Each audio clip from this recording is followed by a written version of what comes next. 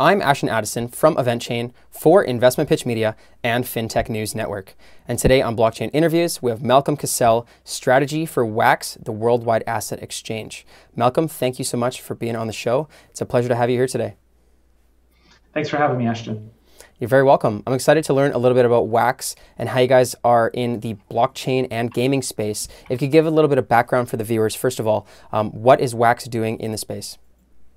Sure. So WAX stands for Worldwide Asset Exchange, and we're the first blockchain designed just for digital goods.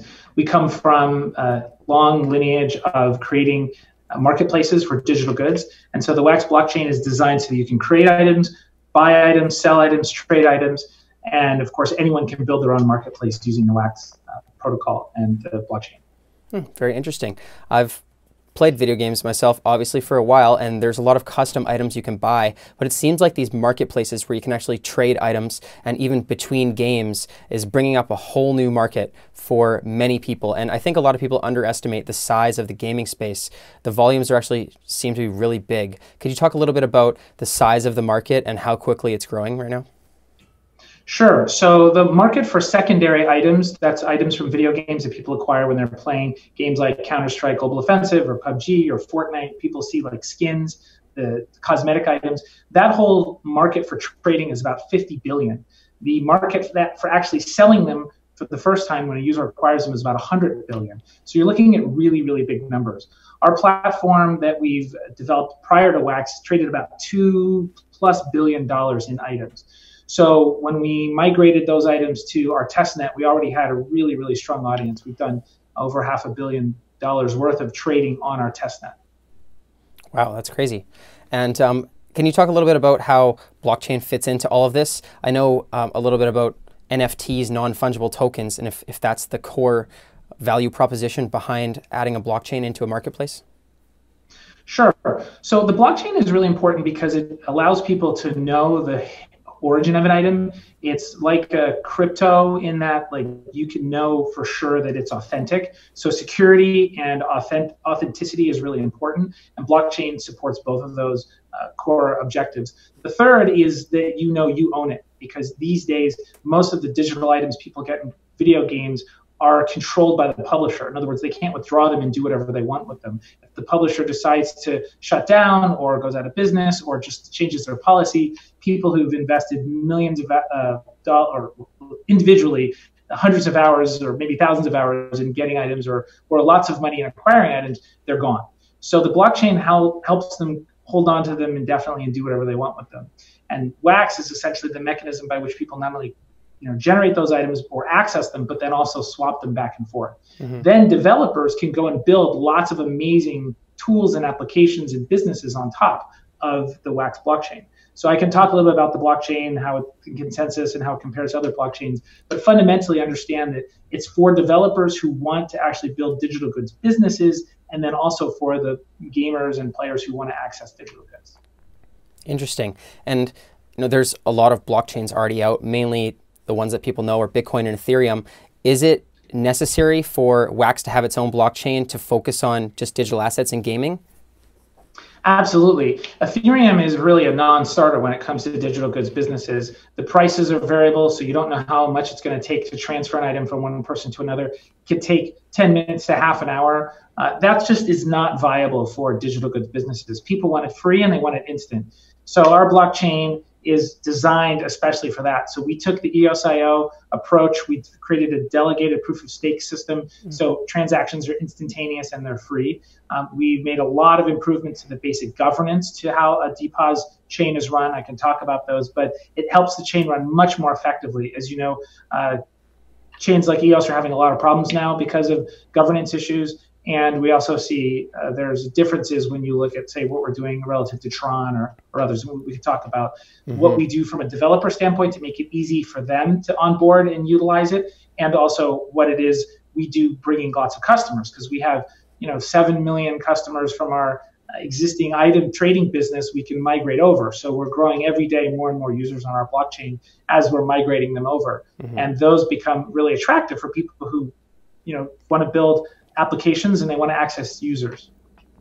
Totally. And in terms of all those users, that's a huge amount already. So congratulations to that. But I see that there's usually technical barriers, and it's not as bad with gaming people because they're usually tech savvy. But have you guys focused on user experience? And do you need any knowledge about blockchain to trade the items or to understand how the items are scarce resources on a blockchain? That's, I'd say, our core competency is ease of use, because we've been dealing with gamers for a long time. We understand they want it, and they want it right now. They don't want to have to learn about blockchain, learn about private keys to do what they want to do with their digital goods. If that means trading them or swapping them or playing more games with the items they already have. So we have a lot of innovations around that. So one of them, for example, is our cloud wallet. The cloud wallet means that you can log on with a username and password. You don't have to touch your private keys to be able to access all the components of the blockchain that are usable and really valuable. Those digital keys that the dApp developer can manage on behalf of the user basically separate them from having to worry about it. And it's very, very useful for a developer who wants to make something easy for their user. And it's great for a user who just wants to say, hey, look, I just want to log in. And of course, they can use things like Facebook or Twitch or WeChat, et cetera, to log into the system using single sign-on. And then they can access the creation of new items or trading those items. So we've essentially created a layer, we call them microservices, that sit between the blockchain itself and the user experience. And in that set of APIs, the developers can do things that make it easy for the consumers. And that's really what's been missing with Tron and missing with EOS and other delegated proof of stake systems. And I'd say most layer 2 solutions as we see them out there. Yeah, it seems there's a really big focus on developers and building dApps. And I think that's one of the ways that blockchains have grown so quickly is they make it really easy for developers. What's the current community look like for developers in Wax, and how are you guys incentivizing them versus using EOS or Ethereum to stay building on Wax? Well, I think a lot of them are coming to us because they see the ease of use, they see the customers, and they see that we're committed to the community having control over things, but not doing it so fast that it makes the experience horrible for everyone. So we have games like Prospectors, one of the top EOS games that's incorporated with Wax. It's doing really, really well. Splinterland is another fantastic card game that's migrated over to Wax. And there's lots of tools in the EOS ecosystem who have jumped onto Wax because they were really excited about what we're doing. From a governance standpoint, we've also created this thing called the Inspector General. So that means that the community actually gets to govern itself and decide who's a qualified block producer, or in our ecosystem, we call them guilds. So with that, the community gets to drive those decisions. They get to bubble up and they get to score and rank so that we don't see collusion. We don't see block producers who are not really contributing to the ecosystem still in the top 21, for example. That just doesn't seem fair. And the community themselves get to self-police around that. And that's been very attractive to a lot of developers and fantastic block producers. Wow. And there's games that are built on the blockchain, like games that are built using EOS. There's a lot of different people are starting to develop things like that, but there's also just games like Call of Duty where you can take items and put them on the blockchain.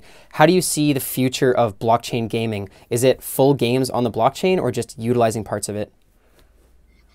So the blockchain is a very challenging component, technically. It's immature relative to the tools that most game developers are used to using when they develop games. So they're very reticent to jump on board quickly. Now, the reality is indie developers are very excited, even though the tools are relatively immature, because they recognize it's a fast-growing market. They can get a first-mover advantage, and some of them can actually be very successful. We've seen a few examples of games that are doing single-digit millions of dollars in revenue. We've seen a few break out to do more than $10 million in revenue, and for an indie game developer, that's a lot of money. So we're still waiting to see the real breakout hit, something that can do, say, tens of millions or hundreds of millions of dollars in revenue. That's blockchain-based. So I still think we have another year or two before we're going to see something like that potentially. There's been a lot of investment the past year. And so as that market evolves, we're here providing tools, and we see trading volumes continue to increase. As I mentioned, we've done over $500 million on our testnet. So we've been battle testing these battle testing the ecosystem and the services we've built around it to make sure that as the market grows, we're essentially growing with it. And we're all in conversations with the folks making the best games out there, and then providing tools for that ecosystem. That's great. And what does the roadmap look like for Wax moving into 2020? What are the top priority things that you're looking at building in to help grow this ecosystem? Well, the number one thing is we want to migrate all of our NFTs that we were building on the testnet over to the mainnet. That's a really important step for us, and people can see the magic of what's really been created right now. We still have a lot of functions still running on the testnet. Our mainnet went live in mid-year, and now we've been migrating things over. So now all accounts now are migrated over, or as they log in, they get migrated if they're an old account, and that'll continue to roll out. The cloud wallet was one of the features I just mentioned. That just went live, and that's a really fantastic feature. There's many more things coming behind that, but I would say those are the three most important ones right now. Yeah, definitely need to have a get everything to the mainnet before you can move forward. That's great. And in terms of product-wise, what are you guys looking at building out next? Well, we have a couple of really interesting applications we're doing with large brands who have digital collectibles or digital games. We can't disclose them before they're live, because of NDAs, but we're really excited. I think Q1 is going to be a big time for us because we're going to see a lot of these products going live. That's, I'd say, our main priority because we built a really robust developer portal. You can check it out at developer.wax.io. The developer hive is really beautiful. It has live demos running. People can see tutorials, how things work. So that's really where we're working with developers to leverage those tools to then build their applications. I think we've put more time into making tools easy to use, easy to understand than any other chain out there. You'd be hard pressed to find one that's put as much effort into making it easy for developers to incorporate our tools. And then, of course, also deliver a fantastic user experience. I think what gets delivered ultimately is very easy to use. And that will benefit the developers long-term and benefit the ecosystem. Totally. And there's just so many millions of developers that know traditional languages that if they're easily able to jump into blockchain with a one-step process or something, if you can acquire all of the developers that are currently understand Python and Ruby and all of these other languages, you could be the most developed blockchain out there, I would say. It's possible. I think ease of use is going to trump everything, and of course, chains that are reliable, deliver high quality in terms of speed and keeping the costs low, that costs don't blow out of control or balloon because of either attacks on resources and other kinds of problems with block producers.